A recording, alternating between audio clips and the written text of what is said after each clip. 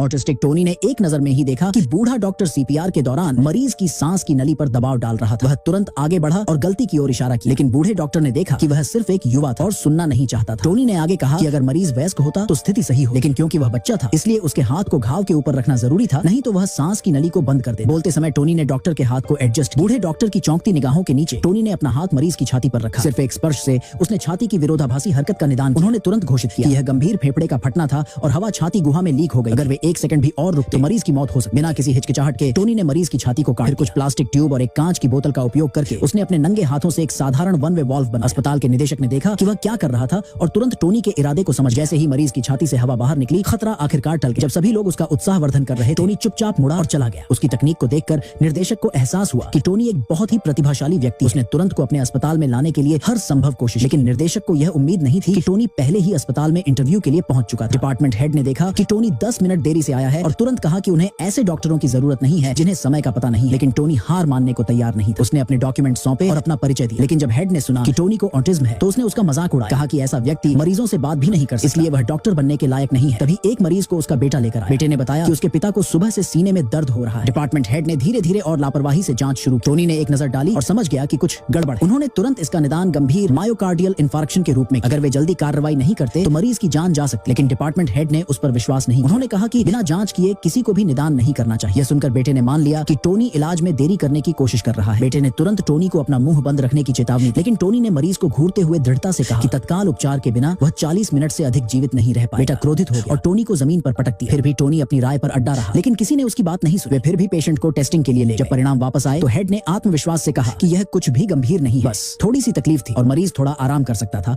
और फिर घर जा सकता था। लेकिन टोनी भागकर आया, रिपोर्ट ली और उसे देखा। उसने तुरंत बताया कि यह एक हार्ट अटैक और उसका निदान सही था। डिपार्टमेंट हेड ने उपहास करते हुए कहा कि चिकित्सा में अपने इतने वर्षों के अनुभव के बाद उसके लिए इतनी स्पष्ट बात को नजरअंदाज करना असंभव था। टोनी ने शांति से उत्तर, डॉक्टर भी गलतियां कर सकते हैं। उसके समाप्त होने से पहले ही बेटा फिर से नाराज हो गया। उन्होंने उसे धमकी दी कि यदि उसने दोबारा कुछ गलत कहा तो वह जिंदा नहीं बचेगा। उन्होंने मरीज को पकड़ लिया और बाहर निकल। जब वे चले गए तो हेड ने टोनी को एक आत्मसंतुष्ट नजर से देखा, लेकिन अगले ही पल टोनी के दिमाग में भविष्य का एक दृश्य कौंध गया।